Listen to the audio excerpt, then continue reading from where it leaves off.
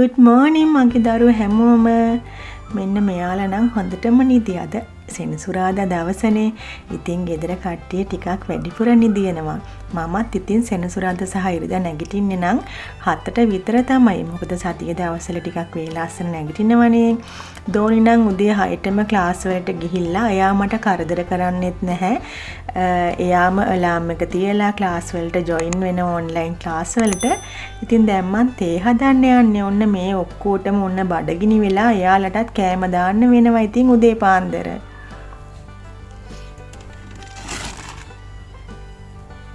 පූසියන්ව නම් මම ඇති කරන අය නෙමෙයි මෙයාලා එළියෙන් ඇවිල්ලා කෑම කන්න ආපු අය.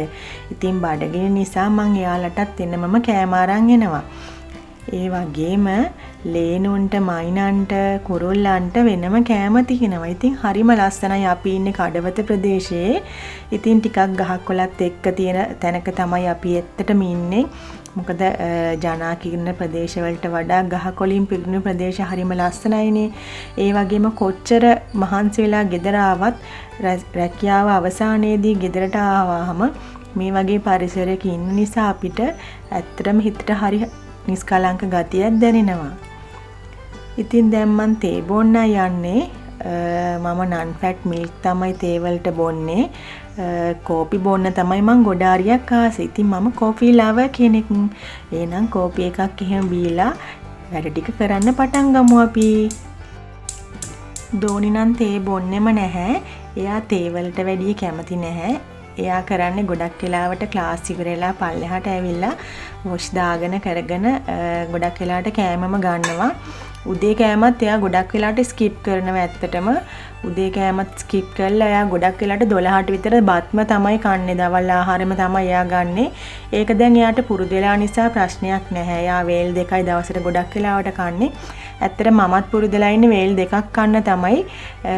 අයියා තමයි ගොඩක් වෙලාවට අපි වේල් 3ක්ම හදනවා එයාට. ඉතින් සමහරලාට උදේට හොඳටම හදලා තිබ්බොත් එහෙම දෝනි ඒක කාලා වෙලාවකට දවල්ට කන්නෙත් නෑ. ওই වගේ ඉතින් තියෙනවා.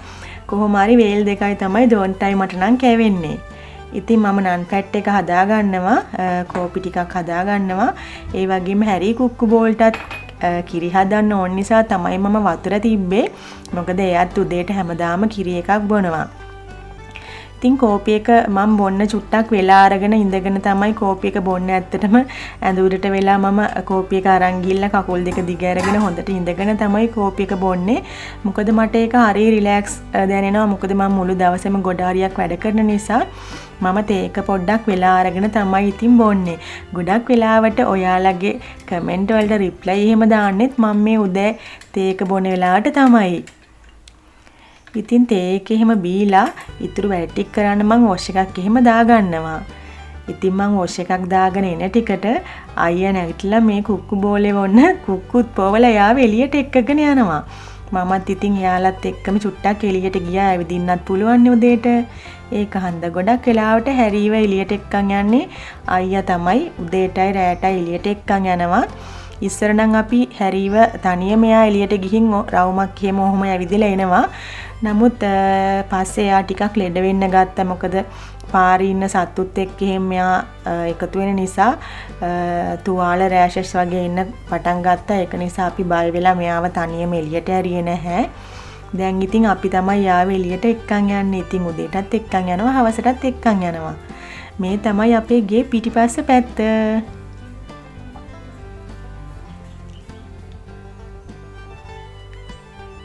හරි ආසයි මෙහෙම එළියට යන්න.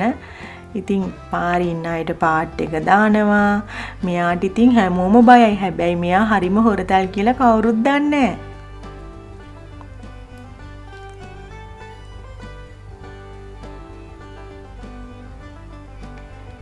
ඔය පූසු දැක්කම පේනවනේ තියෙන විසේ. පූස් පැටවුන්ව පෙන්වන්න බෑ මෙයාට.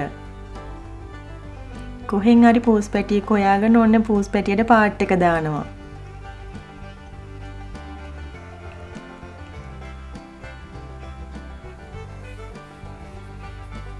මෙහෙම එළියට යනකොට ගොඩක් වෙලාවට අයියත් මටත් අඬ ගහනවා එන්න යන් අපි ඇවිදින්න යන් කියලා. ඉතින් මමත් ඉතින් ගොඩක් වෙලාවට උදේටයි හවසටයි මෙයාලත් එක්ක යනවා. හවසට නම් අයියා වැඩ ඇරිලා ඇවිල්ලා ගොඩක් රෑ වෙලා තමයි මෙයාව එළියට එක්කගෙන යන්නේ. සාමාන්‍ය රෑ 9-10 විතර යනවා මෙහෙම එළියට එක්කගෙන යන්න. ඉතින් මෙයාව එළියට එක්කන් ගිහින් ඇවිල්ලා දැන් අපි උදේට කන්න හදන්න තමයි මම හිතුවේ. අද මම කන්න මොනවාද හදන්න කියලා හිතෙද්දි අයියා ඔන්න කිව්වා ඉන්දියාප්ප හදමුයි කියලා. ඉතින් ඉන්දියාප්ප හදන්න තමයි දැන් මම ලෑස්ති වෙන්නේ.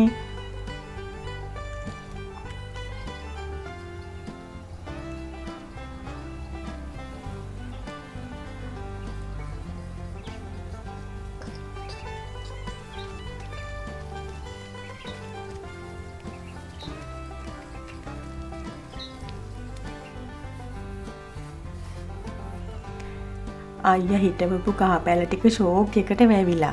එයා තමයි අනුරාධපුරයෙන්ම කහගෙන ආපු දවසක මෙන්න මේ කහ ටික යාම ඉඳෙව්ව කහ පැල ටික ආවොත් එහෙම හොඳයිනේ කියලා. ඉතින් ෂෝක් එකට කහ පැල ටික දැන් ඇවිල්ලා තියෙන්නේ. ඉතින් ඔන්න ඒත් එක්කම හැරි වෙලියට ගිහින් එක්කන් ආවත් එක්කම මම ඉන්දියාප්ප හදන්න තමයි අද නම් ලෑස්ති වෙන්නේ. ඉන්දියාප්ප වලට මට හිතුණා අලකිරි හොදි හදලා සීනි සම්බල් හදලා පොල් සම්බෝලත් හැදුවම ඉන්දියාප්ප වලට ගොඩක් වෙලාවට මෙයාලා කන්න ආසයි. ඇත්තම කියන්න අපේ ගෙදර ගොඩක් වෙලාවට කෑම ಜಾති ටිකක් වැඩිපුර හදනවා. ඒ කියන්නේ ටිකක් බත් ඉවුවත් ව්‍යංජන 3-4ක් වැඩිපුර හදනවා. මොකද මෙයාලා කන්න ආස ටිකක් වැඩිපුර කෑම බීම මේසේ ලස්සනට තිබ්බහම තමයි කන්න ආස. ඉතින් දැන් මට ඒක පුරුදු වෙලා ගාණක් නෑ. මම ඉන්දියාප්ප හැදුවත් මොනා හැදුවත් ටිකක් වැඩිපුර වෑංජන ඒ වගේ දේවල් තියලා මේසි ටිකක් හොඳට වැඩිපුර කෑම බීම වලින් පුරවනවා. ඉතින් මං ගොඩාරියක් ඇත්තම කියන්න මම විවාහ වෙලා එනකොට නම් මට ගොඩාක් කෑම බීම හදන්න මම දක්ෂ කෙනෙක් නෙමෙයි. හැබැයි මම අවුරුදු 21 ඉන්නේ විවාහ වුණේ. ඉතින් විවාහ වෙලා එනකොටම අම්මට කියලා එක්සර්සයිස් බුක් එකක බෝංචි පරිප්පු සෑම එළවලුවක්ම හදන්න ලියාගෙන ආවා. ඉතින් ওই වගේ තමයි මම විවාහ වෙලා කෑම බීම හදන්න ඉගෙන ගත්තේ. ඉතින් ඒ කාලේ නම් YouTube ඒ වගේ දේවල් තිබ්බේ නෑ මේව බලා ගන්න. ඒ කාලේ ඉතින් අම්මට කෝල් කරලා තමයි ගොඩක් වෙලාවට මම කෑම බීම හදාගත්තේ. මට පුරුදු වෙලා තියෙනවා කොයි වැඩේ කරත් ටක් ගාලා එතන ඉක්මනට ආස්පස් කරලා පිරිසුදු කරන්න. ඉතින් ඒක නිසා මම කොයි වැඩේ කරත් ටක් ගාලා එතන පිරිසුදු කරලා තමයි ඊළඟ වැඩේට යන්නේ. ඉතින් ටිකක් මට උයන්න යනකොට ඔය වැඩේ නිසා පොඩ්ඩක් විතර උයන වැඩේ පරක් වෙනවා. ඒ වුණාට ඉතින් මම ආසයි පිරිසිදු ඉන්න. ඒක හන්දා පිටි ටික ඇනුවත් මම පිටි ටික එතන සුද්ධ පවිත්‍ර කරලා තමයි පිටි ටික සේරම අයින් කරලා ඊට පස්සේ තමයි ඉන්දියාප්ප ටික ඔන්න වට්ටි වලට දාන්න යන්නේ. ඉතින් මම ඉන්දියාප්ප වට්ටි වල ටිකක් පොල් තෙල් ආලේප කරනවා. මොකද එතකොට ඉක්මනින්ම ඉන්දියාප්ප ගැලවෙන නිසා. නැත්තම් ඒ වට්ටි වලට ඉන්දියාප්ප ඇලවෙන්න බලනවා. මගේ ළඟ නම් ඉතින් ප්ලාස්ටික් ඉන්දියාප්ප වට්ටි තමයි තියෙන්නේ. සමහරු නම් කියනවා ප්ලාස්ටික් ඉන්දියාප්ප වට්ටි හොඳ නැහැ කියලා. ඒත් ඉතින් අපි පුරුදු වෙලා තියෙනවා මේකත් එක්ක. ඉතින් මට නම් ගාණක් නැහැ. එහෙම ඇත්තට මම මයික්‍රෝවේව් එකත් පාවිච්චි කරන කෙනෙක්. මම මයික්‍රෝවේව් එක අයින් කරේ නැහැ කොච්චර වුණත් හරි. මම තාමත් මයික්‍රෝවේව් දාලා කෑම කනවා. එහෙම ප්‍රශ්නයක් නැහැ. ඉතින් Taman කැමති දෙයක් කරන්න අකමැති නම් ඔන්න ඔයාලා ඉන්දියාප්ප වට්ටි වලට ප්ලාස්ටික් ගන්න නැතුව ඔයාලට පුළුවන් කූඩ වලින්ම තනපු වට්ටි ගන්න. ඉතින් ඉන්දියාප්ප ටික මම මිරික ගන්නකම් ඒ වතුරටම හොඳටම පිරිසිදු කරලා අල ටික කපලා දැම්ම තැම්බෙන්න. නැත්තම් මම වෙනම වතුර එකේ අල ටික තම්බන්න. ඉතින් ඉන්දියාප්ප තම්බන ස්ටීමර් එකේම මම අල ටිකක් තැම්බෙන්නම තියලා ඒක උඩින් ඉන්දියාප්ප ටික තැම්බෙන්නට තිබ්බා. ඉතින් වැඩි පාඩුවට ඔන්න මම බිත්තර ටිකකුත් තම්බන්න ගත්තා. මම ගොඩක් වැඩ කරන නිසා මම පුරුදු වෙලා ඉන්නවා ගොඩක් වැඩ ඉතාලම පහසුවෙන් කරගන්න දේවල් කරන්න. ඉතින් මම ගොඩක් වෙලාවට පොල් ගාන්න මම කලින් නම් පාවිච්චි කරේ බිම ඉඳගෙන ගාන පොල් හිරමණයක්. නමුත් දැන් මම ඉලෙක්ට්‍රික් හිරමණයක් අරන් තියනවා. මට ඉතින් ඊටාම ඉක්මනින් විනාඩි 5න් වගේ ඇත්තටම පොල් ගෙඩියක් මට ගා ගන්න පුළුවන්. ඉතින් ඒ වගේ මම ලේසි දේවල් තමයි ඇත්තටම මට වැඩවලට මම භාවිතා කරන්නේ. මොකද මම ගොඩාක් වැඩ කරන කෙනෙක් නිසා මට කාලේ ගොඩාරියක් වටිනවා. ඉතින් ඒක නිසා මම හැමදේම ඉතාම ඉක්මනින් කරන්න පුළුවන් විදියට ලේසි දේවල් කරනවා වගේම කෑම බීම වල කිසිම රසයේ අඩුවක් නොවන විදියට මේ දේවල් මම පාවිච්චි කරනවා. ඉතින් අයියට නම් ඔන්න හොඳටම බඩගිනි වෙලා එයත් ඔන්න කුස්සියට පැනගත්තා. ඉස්සර ඉඳන්ම මම පුරුදු වෙලා තියෙනවා සමහරු මන් දකිනවා ගෙවල් වල ගොඩාරියක් ප්‍රශ්න ඇති වෙනවා මහත්තයා උදව් කරන්නේ ළමයි උදව් කරන්නේ මම තනියෙන් මැරෙනවා ওই වගේ මැසිවිලි තියෙනවා අපේ කාන්තාවෝ. ඉතින් මම ඉස්සර ඉඳන්ම ඇත්තටම කාටවත් කරදර කරන්න යන්නේ අනේ මට උදව් කරන්න කියලා. නමුත් දැන් අපේ ගෙදරයි පුරුදු වෙලා තියෙනවා ගෙදර 3 දෙනාම වැඩ කරනකොට ඒවට උදව් වෙන්න. මොකද එතකොට එක්කෙනෙක්ට යන කාලෙට වඩා 3 දෙනෙක් වැඩක් කරාම කාලේ බොහොම අඩුවෙන් යන නිසා. අනිත් එක ගේ එහෙම අස්පස් කරන වැඩ ඒ වගේ දේවල් වලදී ගොඩක් වෙලාවට සෙනසුරාදිරිද අයියායි දෝනි ගොඩාරියක් උදව් වෙනවා. දෝනිත් මට ගොඩාක් උදව් වෙනවා. හවස් වරුවේ ගොඩක් වැඩ කරන්නේ දෝනි තමයි. ගෙදර දොරවල් ජනෙල් වහන වැඩ, බුදු පහන තියෙන වැඩ, මල් කඩන එක, එතකොට තේ හදන වැඩ. මොකද දෝනි මමයි විතරනේ හවසට ඉන්නේ. ඉතින් දෝනි මටයි දෝනිටයි තේ හදනවා. දෝනි තේ බොන්නේ නැහැ. නමුත් එයා මටයි හැරීටයි තේ හදනවා. එයා මොන හරි ජූස් එකක් මොන හරි බොනවා නම් එහෙම බොනවා. නැත්තම් හිතුනොත් එයා කෝපි එකක් වගේ ඒකත් ෆ්‍රෙෂ් මිල්ක් වලින් විතරයි එයා කෝපි බොන්නේ. ඉතින් කෝපි එකක් වගේ හදාගෙන බොනවා. ඉතින් මං හිතනවා එක එක්කිනාට කුරුකුරු ගගා ඉන්නවට වැඩිය තමන්ගේම වැඩ තමන් පහසු ක්‍රම හොයාගෙන කරාම ගෙවල් වල ප්‍රශ්න ඇති වෙන්නේ නැහැයි කියලා. ඉතින් ඔන්න අල ටිකක් තැම්බිලා මං ඒ අතරෙම අල ටිකක් අල හොද්දක් කිරි හොද්දක් හදන්න ලිපේ තිබ්බා. ඉතින් අයිහත් ඉන්දියාප්ප ඔන්න තම්බන්න මට උදව් කරා ඒ අතරෙම. ඒක නිසා ටට්ටක් ගාලා මේ වැඩ ටික කරගත්තා.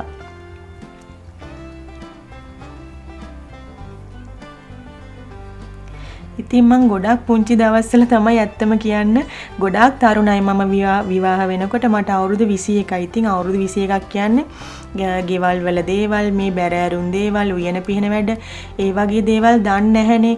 ඉතින් හෙමින් තමයි ජීවිතේට විවාහ ජීවිතේට කෙනෙක් ඇත්තටම ගැහණු කෙනෙක් පුරුදු වෙන්නේ හෙමින්. ඉතින් ඒ හෙමින් යන ගමනේ අපි ඉවසීම තියෙන්න ඕනේ. ඉවසීම නැති වුණොත් එහෙම විවාහ ජීවිතේ ගොඩක් වෙලාවට අසාර්ථක වෙන්නේ ඉවසීම නැති වෙන තැන තමයි. ඉතින් උදේවල් දන්නේ නැහැ, උයන්න දන්නේ ඒ වගේ කියලා මම කවදාකවත් හිටියේ නැහැ. මම කිසිම දෙයක් බත්පත් ලිපේ තියන්න දැනගෙන නෙමෙයි ඇත්තටම විවාහ වුණේ. ඉතින් මං හිමීට තමයි මේ දේවල් ඉගෙන ගත්තේ.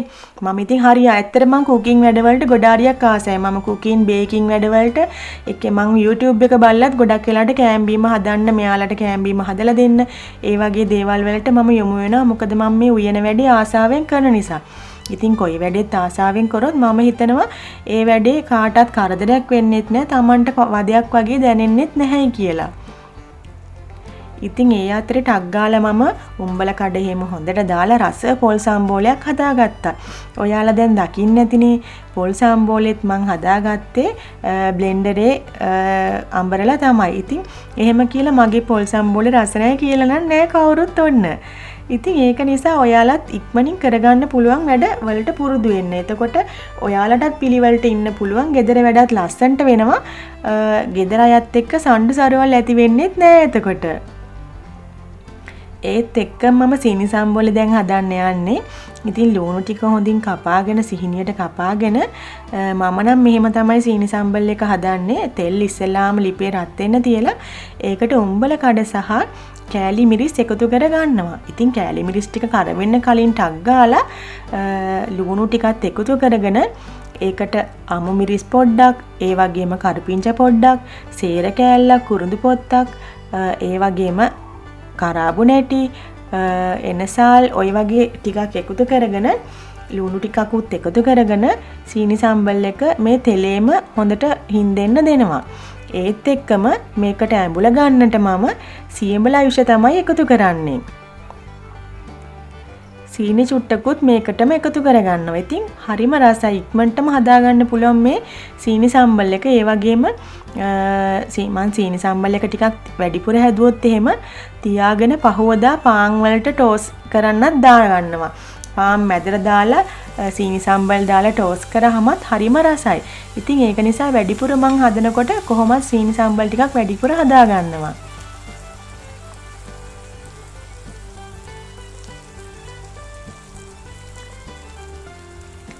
ඉතින් දැන් ඔන්න ඉන්දියාප්ප හදලා වෑංජන හදලා නම් ඉවරයි. ගෙදර පැෂන් ෆෘට් වර්ගයක් තිබ්බා. ඉතින් ඒ ටික මම දැන් ජූස් එකක් හදන්නයි යන්නේ. පැෂන් ෆෘට් කියන්නේ මම හරිම ආස පළතුරක්. ඇවකාඩෝ, පැෂන් ෆෘට් මං ගොඩක් ආසයි. අඹ ඒ වගේ ඒවට මං ගොඩාරියක් ආසයි. ඉතින් නිතරම දැක්කොත් එහෙම මොකද මේ ඇවකාඩෝ, පැෂන් ෆෘට් කියන්නේ වාරෙට විතරක් තියෙන ඒවානේ. අඹ එහෙමත් හැමදාම තියෙන පළතුරක් නෙමෙයි. කෙසෙල් වගේ ඒවා නම් නිතරම දකින්න පුළුවන් පළතුරු. නමුත් මේ වගේ පළතුරු වාරෙට විතරයි තියෙන්නේ. දැන් මං පැෂන් ටික හදාගන්න යන්නේ. පිරිසිදු හොඳ රෙදි කඩකට තමයි මං පැෂන් ටික මිරික ගන්නේ. ඉතින් මේ ඇට ටික මං හිතුවා හිටවන්න ඕනේ කියලා. ඒක නිසා ඇට ටික ගන්නත් එක්කම නැත්තම් මේක බ්ලෙන්ඩරෙත් බ්ලෙන්ඩ් කරන්න පුළුවන්. නමුත් මං ඇට ටික ගන්න ඕන නිසා මේ විදියට රෙදි කඩකට දාලා පෙරලා ජූස් ටික හදාගන්න යන්නේ.